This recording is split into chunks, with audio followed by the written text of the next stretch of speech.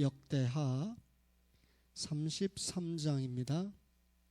우리 10절부터 13절 뜻을 생각하면서 합독하겠습니다. 역대하 33장 10절부터 읽습니다. 시작. 여호와께서 므낫세와 그의 백성에게 이르셨으나 그들이 듣지 아니하므로 여호와께서 아수르 왕의 군대 지휘관들이 와서 치게 하심에 그들이 므낫세를 사로잡고 쇠사슬로 결박하여 바벨론으로 끌고 간지라. 그가 환난을 당하여 그의 하나님 여호와께 간구하고 그의 조상들의 하나님 앞에 크게 겸손하여 기도하였으므로 하나님이 그의 기도를 받으시며 그의 간구를 들으시사 그가 예루살렘에 돌아와서 다시 왕위에 앉게 하심에 므낫세가 그제서야 여호와께서 하나님이신 줄을 알았더라. 아멘. 여기 13절 마지막에 보면 그제서야 이 말이 있는데, 제가 무슨 글을 쓸 때 그제서야 그러면 오타로 나오더라고요. 그때서야 이렇게. 그제서야 참 좋은 말인데 제가 생각할 때 지난 주간에 제가 경양교회 다닐 때 존경했던 강상홍 장로님이 돌아가셨어요. 1930년생인데 아마 그분이 참 마음이 아팠을 거다. 자기 생전에 참 두 번째, 경양교회가 설립된 이후 거의 두 번째 장로님이었는데 교회가 좀 경랑이 심했잖아요. 평온했으면 좋은데 더군다나 분열까지 됐잖아요. 그런 아픔 가운데 참 아픔이 많았을 거다 하는 생각을 하니까 마음이 무거웠는데, 오늘은 또 김영삼 장로님이 어쨌든 주님 앞에 불려가셨다고 하니까 어쨌든 이 지상에서 또 하나님 나라를 위해서 나름대로 국가를 위해서 수고한 분인데 마음이 좀 착잡합니다. 그러나 결국 이게 인생이 가는 길이잖아요. 오늘 제가 하나님의 은혜와 회복이라는 말씀을 여러분에게 제목으로 제시하면서 히스기야와 그 아들 므낫세 이야기를 성경적으로 조금 이야기하려고 합니다.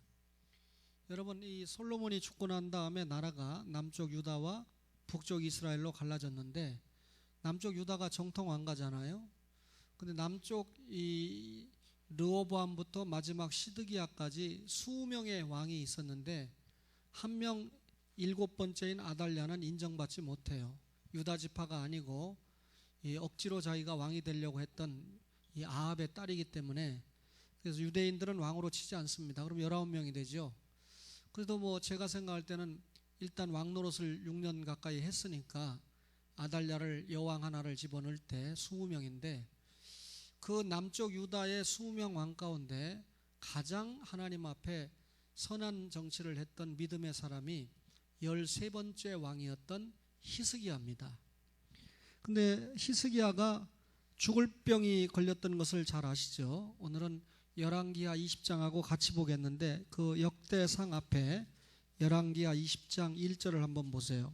열왕기하 20장 1절을 보시면 그때 히스기야가 병들어 죽게 되매 아모스의 아들 선지자 이사야가 그에게 나와서 그에게 이르되 여호와의 말씀이 너는 집을 정리하라, 네가 죽고 살지 못하리라 하셨나이다. 그랬죠. 이사야 선지자가 히스기야에게 너 병들었는데 살지 못한다, 하나님의 뜻을 전했어요. 그런데 히스기야는 이 절망적인 소식 앞에 곧바로 하나님을 향해서 기도를 하게 되죠. 20장 2절에 보니까 히스기야가 낫을 벽으로 향하고 여호와께 기도하여 이르되 여호와여 구하오니 내가 진실과 전심으로 주 앞에 행하며 주께서 보시기에 선하게 행한 것을 기억하옵소서 하고 히스기야가 심히 통곡했다 그랬습니다. 여러분, 히스기야는 주전 728년부터 699년까지 왕 사역을 했던 사람입니다. 이스라엘의 13번째, 남쪽 유다의 13번째 왕으로 말씀드린 대로 성군이었죠. 그러니까 하나님께서 히스기야가 기도를 하니까 응답을 해주셨어요. 거기 보니까 히스기야가 바로 여호와께 기도를 했다 그랬는데 히스기야가 가장 성군이다 보니까 명성이 자제했죠. 정치적으로, 군사적으로, 종교적으로 그의 통치력과 그의 업적이 성경에 보면 다른 왕들과 달리 여러 군데 기록이 나타나는데, 예를 들면 이사야 38장 39장 여기에 히스기야 이야기가 나와요. 또 열왕기하 18장부터 20장까지 히스기야 이야기가 나옵니다. 또 역대하 아까 읽었던 29장부터 32장까지 히스기야에 대한 스토리가 이어집니다. 그러니까 다른 왕들에 비해서 대단히 지면을 할애해서 우리에게 알려준 왕이 히스기야 왕인데, 그 왕하 20장 4절에서 6절에 보면 결국 6절 보세요. 내가 네 날에 15년을 더할 것이다. 내가 너와 이 성을 아수르 왕의 손에서 구원하고 내가 나를 위하여 또 내 종 다윗을 위함으로 이 성을 보호한다. 지금 히스기야를 보호한다고 하시는 말씀에 다윗 얘기가 나오거든요. 기억을 하세요. 여러분, 결국 이 하나님의 은총을 통해서 다윗이 수명을 몇 년이나 연장받았습니까? 15년이나 연장받았죠. 그러면 너 죽는다, 병 준 거죠. 너 15년 동안 더 산다, 약 준 거 아닙니까? 하나님께서 히스기야에게 병도 주시고 약도 주셨는데 왜 그랬을까요? 그럴 만한 이유가 있었다고요. 열왕기하 19장 35절을 보세요. 열왕기하 19장 35절에 보니까 제목이 아수르 왕 사네립이 죽다 그랬죠. 이 밤에 여호와의 사자가 나와서 아수르 진영에서 군사 18만 5천 명을 친지라. 아침에 일찍이 일어나 보니 다 송장이 되었더라. 아수르 왕 사네립이 떠나 돌아가서 니느웨에 거주하더니, 아수르의 수도가 니느웨죠. 그가 그의 신 니스록의 신전에서 경배할 때 아드람멜렉과 사레셀이 그를 칼로 쳐 죽이고 아라랏 땅으로 그들이 도망하며 그 아들 누가 왕이 됐어요? 에살핫돈이 대신하여 왕이 됐다 그랬습니다. 자, 아수르 군대가 히스기야 왕이 있는 유다를 침략해 왔을 때 하나님께서 어떻게 하셨습니까? 기적적으로 아수르의 군대 18만 5천 명을 죽게 하고 구원을 시켜주셨어요. 근데 이 말씀을 어떻게 표현했는지 이제 역대하 32장 22절로 가보세요. 역대하 32장 22절에 보니까 제가 읽겠습니다. 아주 중요한 말씀인데요. 히스기야의 남은 행적과 그의 모든 선한 일은 아모스의 아들 선지자 이사야의 묵시책과 이사야서에 기록됐다고 그랬죠. 유다와 이스라엘 열왕기에 기록되니라. 아까 열왕기하 또 역대하에 다 기록됐다고 그랬죠. 히스기야가 그의 조상들과 함께 누움에 온 유다와 예루살렘 주민이 그를 다윗 자손의 묘실 중 높은 곳에 장사하여 그의 죽음에 그에게 경의를 포하였더라. 그의 아들 므낫세가 대신하여 왕이 되니라 그랬습니다. 여러분 22절 23절을 읽는다고 해놓고 그 뒤를 읽었는데 뒤에 읽은 것도 말이 되고요. 자, 32장 22절을 보겠습니다. 이와 같이 여호와께서 히스기야와 예루살렘 주민을 아수르 왕 사네립의 손과 모든 적국의 손에서 구원하여 내사 사면으로 보호하시매 여러 사람이 예물을 가지고 예루살렘에 와서 여호와께 드리고 또 보물을 유다 왕 히스기야에게 드린지라. 이후부터 히스기야가 모든 나라의 눈에 뭐라고요? 존귀하게 되었더라. 히스기야가 아수르의 손에서 해방을 받고 난 다음에 굉장히 존귀하게 됐죠. 근데 이때 히스기야가 존귀하게 될 때 하나님이 병 주셨어요. 너 살지 못한다. 하나님은 사람을 영광의 자리에 두는 것을 원치 않으십니다. 이유는 교만해지기 때문에 그렇죠. 그래서 히스기야에게 죽을 병을 하나님이 주셔서 그를 낮추셨고 또 오히려 그 죽을 병을 통해서 하나님을 찾아가도록 조치를 하셨던 것입니다.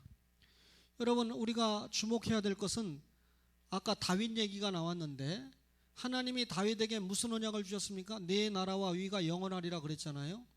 다윗은 40년으로 끝나지만 다윗의 위가 계속 이어져서 비록 시드기야 때 인간 다윗의 나라는 끝나지만 예수님 당시에 다윗의 후손으로 누가 있었습니까? 요셉이 있었거든요. 요셉이 지금 이 전주희 씨가 고종이 안 망했으면 왕이 이었을 거 아닙니까? 마찬가지로 다윗은 나라는 망했지만 왕손이었거든요. 그 왕손을 통해서 예수님이 오신 거거든요. 따라서 다윗의 나라가 영원하리라고 했기 때문에 히스기야가 자식을 낳지 못하고 죽으면 안 되는 거죠.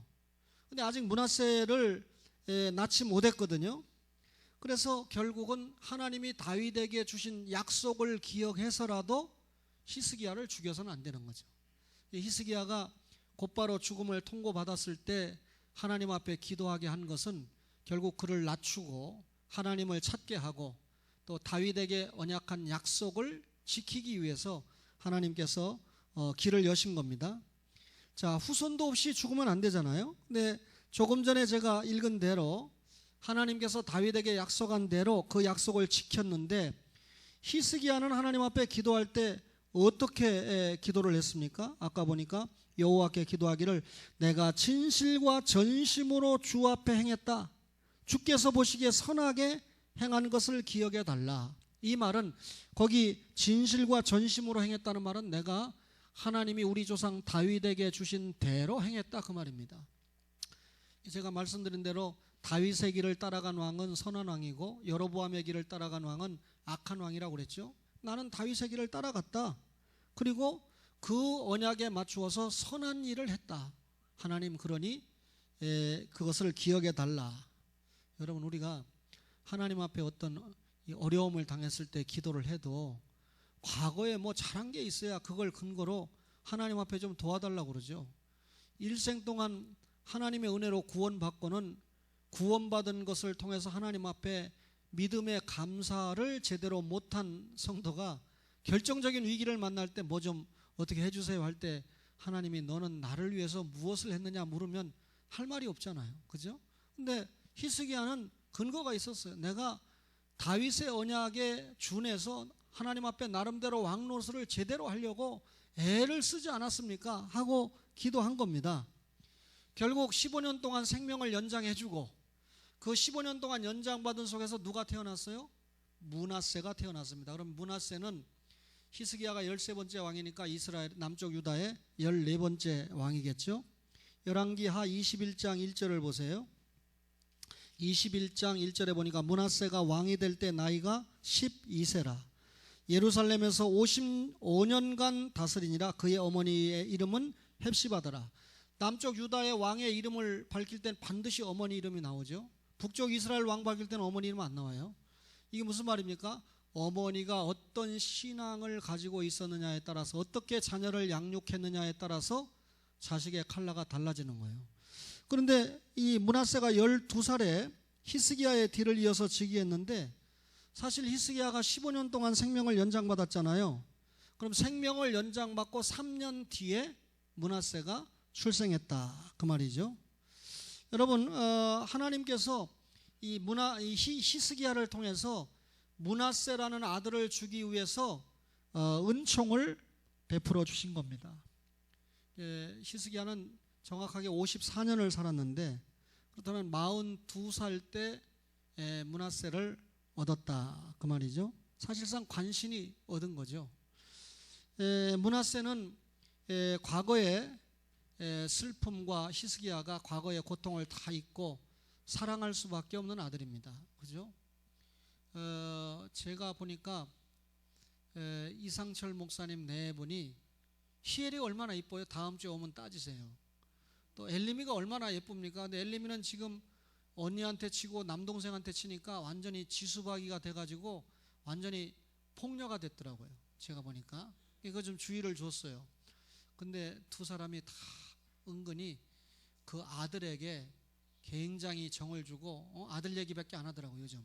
근데 제가 다음 주에 있으면 좀 경고 좀 할 텐데 제가 다음 주에 없으니까 약간 걱정이 됩니다만 여러분 제 글을 읽어보세요. 아들이 좋은가 딸이 좋은가 여러분 알 것입니다. 진리 문제는 아니기 때문에 강조는 안 할게요. 므낫세를 누뚱이로 봤는데 얼마나 귀엽게 키웠는지 얼마나 사랑하면서 키웠는지는 제가 언급하지 않겠습니다. 공교롭게도 이 므낫세가 지 아버지하고는 다르게 하나님의 율법에 걸맞는 왕 노릇을 안 했어요. 개인 신앙의 엉터리다 보니까 왕 노릇으로 하는 통치력도 엉터리로 나타나는데, 여러분 열왕기하 21장 1절 2절부터 7절까지 보면 특별히 3절을 볼게요. 그의 아버지 히스기야가 헐어버린 산당들을 다시 세웠다. 이스라엘의 왕 아합의 행위를 따라 바알을 위하여 제단 쌓았다. 아세라 목상을 만들었다. 하늘의 1월 성신을 경배해서 섬겼다. 5절에 보니까 4절 마지막에 여호와의 성전에 제단들을 쌓는데 성전 두 마당에 하늘의 1월 성신을 위해서 제단을 쌓고, 6절에 보니까 자기의 아들을 불 가운데로 지나게 했고, 점치고 사술행하고 신접한 자와 박수를 신임하여 뭐라 그랬어요? 여호와께서 보시기에 악을 많이 행하여 진노를 일으켰다. 여기를 읽어보나 역대하 기록을 읽어보나 똑같은 내용이에요. 그러니까 하나님이 가장 싫어하는 일만 골라서 한 왕이 누구라는 겁니까? 므낫세라는 거죠. 여러분 더군다나 이렇게 악한 왕이 55년 동안 통치를 했다는 거죠. 자기 아버지 히스기야가 바르게 종교개혁을 해놓은 일을 그르쳐놓은 왕이 므낫세였다는 것입니다. 여러분 하나님이 이런 므낫세의 패역을 절대로 용서할 수가 없죠. 여러분 하나님이 기가 막힌 말씀을 하시는데 열왕기하 23장 26절을 보세요. 자, 23장 26절에 보니까 23장 26절에 보니까 자, 그러나 여호와께서 유다를 향하여 내리신 그 크게 타오르는 진노를 돌이키지 아니하셨으니 이는 므낫세가 뭐라고요? 여호와를 경노하게 한 경노 때문이라. 므낫세 이놈 때문에 하나님이 진노하셨다는 거예요. 27절 다 같이 시작.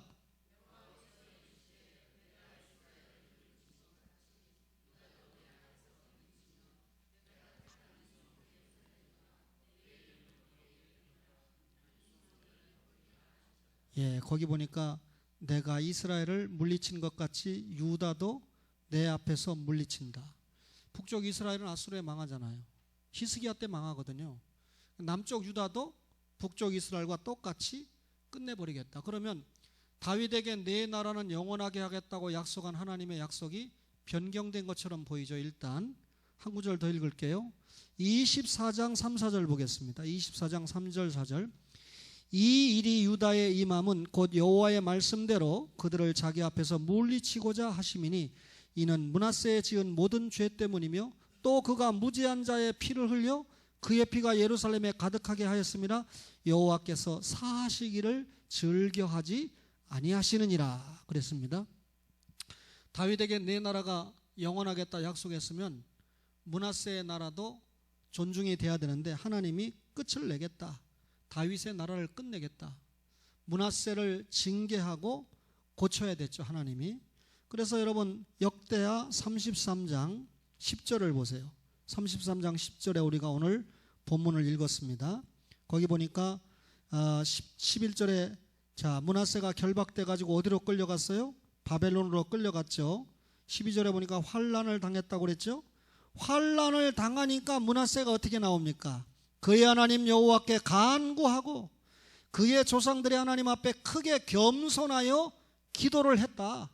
하나님이 그때 그 기도를 받으시고 간구를 들으시고 그가 예루살렘으로 다시 돌아와서 바벨론에서 다시 돌아와서 왕위에 복직을 했어요. 므낫세가 그제서야 여호와께서 하나님 줄 깨달았다. 그때서야 이제 왕 노릇을 제대로 하는 입장으로 돌아왔다. 그 말을 지금 한 거죠. 여러분 그러면 아버지는 병들었을 때 하나님 앞에 가까이 갔죠. 그죠? 므낫세는 어떻게 됐을 때 하나님 앞에 회개했습니까? 적지에 끌려갔을 때 하나님 앞에 회개를 했습니다. 그래서 여러분 적지에 끌려가서 회개했을 때 므낫세가 다시 남쪽 유다의 14번째 왕으로 복직을 해서 다윗 왕조를 다스리도록 하나님이 조치를 했다. 그 말이죠. 여러분 원래 하나님이 다윗 왕조가 멸망시킨다. 아까 읽은 성경 말씀에 므낫세의 죄 때문에 그 나라를 끊어버린다 그랬죠.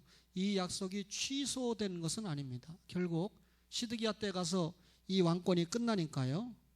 하나님의 작정이 취소된 건 아니지만 일단 므낫세가 회개하니까 므낫세 때 끝난 것이 아니라는 거예요. 13번째 왕, 14번째 왕, 몇 번째 왕 가야 끝납니까? 20번째 왕이 가야 끝나는 거 아닙니까? 시드기야. 그렇죠? 그러니까 하나님이 므낫세 때 끝낸 건 아니라는 거예요. 그럼 여기서 제가 여러분에게 이 본문을 가지고 설교하는 이유, 아버지와 아들, 부자 간의 비슷한 점, 유사점이 발견되지 않아요. 하나님은 이 히스기야와 므낫세라고 하는 부자를 모두 곤경에 처하게 함으로 겸손하게 만들었다는 것이죠. 말씀드린 대로 아버지 히스기야는 죽을 병에 걸렸을 때 하나님 앞에 기도하고 겸손했습니다. 아들 므낫세는 적국에 포로로 끌려갔을 때 이것 때문에 하나님을 찾게 됐죠. 비로소 이들은 하나님을 찾으면서 회개했습니다.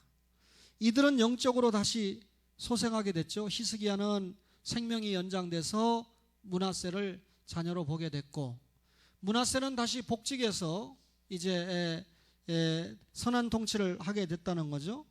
여기에서 여러분이 사무엘상 8장을 잠시 한번 보시면, 사무엘상 8장을 한번 잠시 보십시오. 아주 중요한 말씀 또 한번 보겠는데요. 8장 18절을 보세요. 다 같이 한번 뜻을 생각해서 읽겠습니다. 시작. 그 날에 너희는 너희가 택한 왕으로 말미암아 부르짖되 그날에 여호와께서 너희에게 응답하지 아니하시리라. 이스라엘 백성들이 왕 세워달라니까 너희가 기도해도 내가 안 들어. 이제 누구를 상대하겠다는 겁니까? 왕을 상대하겠다는 거예요. 이스라엘에 세워진 왕이 하나님 앞에 신실하면 백성이 복을 받고, 왕이 신실하지 못하면 백성들이 복을 받지 못하는 거예요. 그러니까 히스기야와 므낫세를 볼 때, 히스기야와 므낫세 왕이 하나님 앞에 신실하게 통치하면, 하나님 말씀대로 살고 통치하면 백성이 복을 받는 거고, 그렇지 못하면 백성이 함께 고통을 받는 것입니다. 그런데 여러분, 중요한 것은 부자가 어려움을 당했을 때 하나님을 찾았다는 거예요. 회개했다는 거예요. 그리고 영적으로 다시 소성했다는 거죠. 그러면 고난이라고 하는 것은 우리에게 축복을 주기 위한 하나님의 통로였다. 여러분과 저에게 여러 가지 방법으로 고난이 찾아올 때 하나님이 이를 통해서 나에게 주시고자 하는 축복이 무엇인가를 내다보는 영적인 믿음이 있다면 기도한다는 거죠. 인내한다는 거죠. 그렇죠? 여러분, 성경은 인간의 의지가 아니라 하나님의 은혜로 영적으로 소송한다고 가르칩니다. 여러분과 저를 위해서 하나님께서 때때로 우리의 환경을 통해서 우리를 낮추시고 또 우리의 환경을 통해서 하나님을 찾도록 하신다는 겁니다. 결국 영적으로 소생하는 것이 인간의 의지로 되는 것이 아니라 세밀하신 하나님의 간섭의 결과로 영적으로 우리가 회복될 수 있다. 그래서 시편 119편 67절에 보면 내가 고난당하기 전에는 그릇 행하였더니 이제는 주의 말씀을 지킵니다. 고난을 당하고 난 다음에 내가 주의 말씀을 지킵니다. 고난당하기 전에는 잘 몰랐는데 고난당하고 나니까 내가 주의 말씀을 지키게 된다. 그래서 고난은 유익이다. 그렇게 말씀하지 않습니까? 여러분, 룻기서에 나오는 룻이라고 하는 여자가 시어머니 나오미, 희락이라는 뜻이잖아요. 그 나오미가 베들레헴을 떠나서 모압 땅으로 갔다가 남편, 자식들 다 잃고 나중에 고향으로 돌아오잖아요. 그때 사람들이 나오미가 왔다 그러니까 나오미가 뭐라 그럽니까? 나를 나오미라고 부르지 말고 희락이라고 부르지 말고 마라라 해라. 마라가 뭐죠? 괴로움이라고 해라. 왜 그렇게 하라고 그랬습니까? 전능자가 나를 심히 괴롭게 하셨다. 자기가 모압 땅에서 남편과 자식들을 다 잃은 괴로움을 누가 주셨다? 하나님이 주셨다. 내가 풍족하게 나갔더니 여호와께서 내게 비어 돌아오게 하셨느니라. 룻기서 1장 20절 이하에 여호와께서 나를 징벌하셨고 전능자가 나를 괴롭게 하셨거늘 너희가 어찌 나를 나오미라 부르느냐? 나를 어찌 희락이라 부르느냐? 하나님이 나를 괴롭게 했다. 하나님이 나에게 고통을 주셨다. 그러면 누가 연단했습니까? 자, 히스기야에게 질병을 통해서 하나님이 연단하셨죠. 범죄한 므낫세에게 적군의 포로로 끌려가는 길을 통해서 연단했죠. 근데 그런 연단을 받을 때 나오미도 마찬가지고 회개했다는 거예요. 하나님의 뜻을 알았다는 거예요. 그러니까 하나님이 계시면 나에게 왜 이런 고통을 줍니까 하고 달려드는 것이 아니라 오히려 연단과 고난을 감사하면서 하나님 앞에 일어나는 모습을 보인다는 거죠. 여러분, 므낫세는 이 다윗이 하나님과 맺은 언약 때문에, 그러니까 아달랴를 빼면 므낫세가 13대 왕이고, 그러면 솔로몬이 14대 왕이죠. 다윗은 몇 대 왕입니까? 15대조 할아버지가 되겠네요. 하나님께서 자신의 15대조 할아버지하고 맺은 언약이 뭡니까? 네 나라가 영원하리라. 결국 그를 통해서 누가 오신다는 겁니까? 예수 그리스도가 오신다. 그게 왕국 언약 아닙니까? 그러니까 므낫세가 범죄했지만 하나님께서 그 왕국 언약에 근거해서 회복을 시킨 겁니다. 그렇죠? 그렇다면 이 말은 무슨 말입니까? 하나님이 원래 다윗에게 후손들을 영원하리라고, 예수님이 오신다고 약속을 했어요. 그러면 그 후손은 예수님이 오실 때까지 보존이 돼야 됩니다. 그런데 하나님의 말씀에 순종할 때 보존이 되는데, 하나님의 말씀에 왕이 순종하지 못할 때 하나님이 원래 신명기 약속대로는 죽여야 돼요. 법에 순종을 안 하니까. 그런데 다윗과 맺은 언약에 근거하면 못 죽이는 겁니다. 부자 언약을 맺었기 때문에 어떻게 해야 되죠? 고쳐서 써야 되는 거예요. 회개해서 다시 원위치로 돌아오게 해야 되는 겁니다. 다시 말하면 히스기야도 그렇고 므낫세도 그렇고, 므낫세는 더하죠. 히스기야가 교만의 자리에 가지 못하도록 하나님이 징계하셨고, 므낫세가 악한 이 짓을 계속해서 했을 때 그건 완전히 우리말로 말하면 지옥 갈 짓을 한 짓이지만 하나님이 다윗에게 한 언약에 근거해서 므낫세를 징계하고 다시 고쳐서 세우셨다는 겁니다. 그러면 여러분과 저도 이미 말씀이 믿어지고 깨달아지는 거 보면 영원전에 하나님의 선택 안에 들어있었죠. 때가 되면 예수님 믿고 구원받았죠. 그렇죠? 하나님의 자녀가 됐죠. 여기까지 하나님의 은총과 은혜 엄청나게 받은 거 인정하십니까? 그러면 계속해서 우리가 구원받고 하나님의 자녀가 되기까지 엄청난 은혜와 은총을 받았기 때문에 현재와 미래에 사는 삶도 엄청난 은혜와 은총 속에서 살아가야 되는데, 그렇게 살지를 못하니까 하나님이 우리에게 자유의지를 주셨잖아요.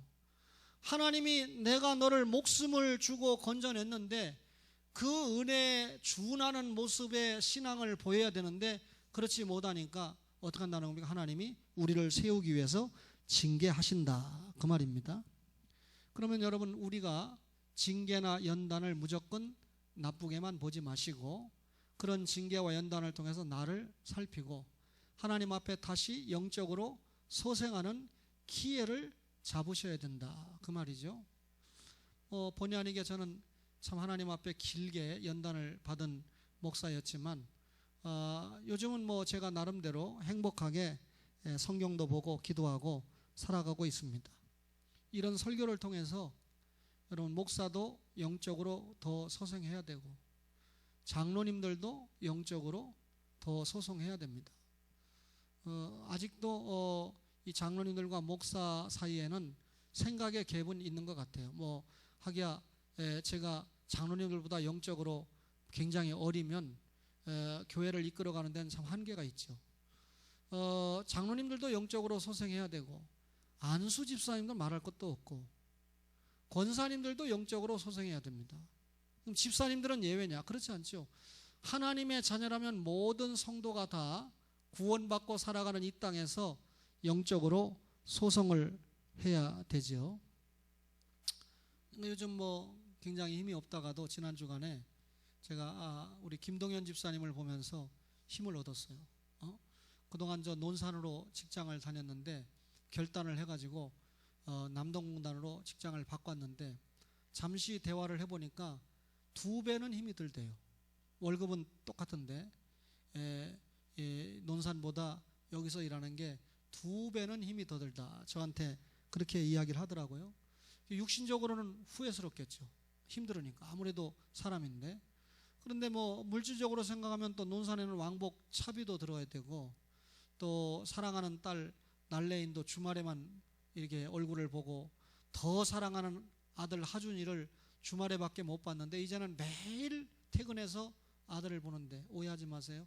토요일 날도 근무합니까? 예.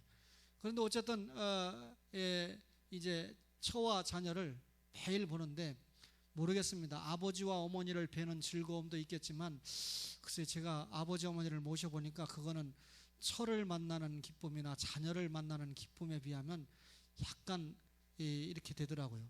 야, 우리 목사는 부모도 공경 안 하는 나쁜 자식인가 봐. 아니에요. 그게 성경 원리예요. 남자가 부모를 떠나 여자와 합하여 한 몸이 된지라. 이게 성경적인 가정이거든요. 그런데 부부 문제가 있을 때 여러분 아버지에게 이르고 친정으로 쫓아가고, 그거는 성경적인 가정을 이루는 자세가 아니죠. 그렇죠? 그런데 직장을 바꾸더니 수요일 날 탁 나타난 거예요. 야, 김동현 장로님이 오셨구나. 금요일 날은 오리라고 생각도 안 했는데 이 2배나 더 피곤하면 조금 퇴근하면 집에 가서 좀 쉴 수도 있잖아요. 그런데 또 금요일 날도 와서 또 앉아 있는 거예요.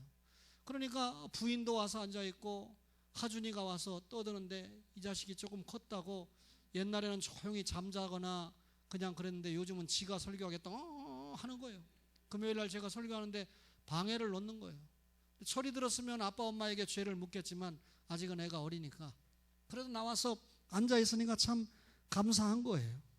요즘 가장 행복한 가정이 우리 김동현 집사님 가정이 아닐까. 위로 옆으로 아래로 3대가 함께 예배를 드리니 말입니다.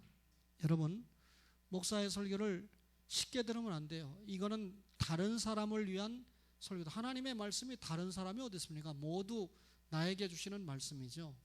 여러분과 저가 교만하거나 인간적인 영광의 자리를 누릴 때 하나님이 죽을 병 주실 수 있습니다.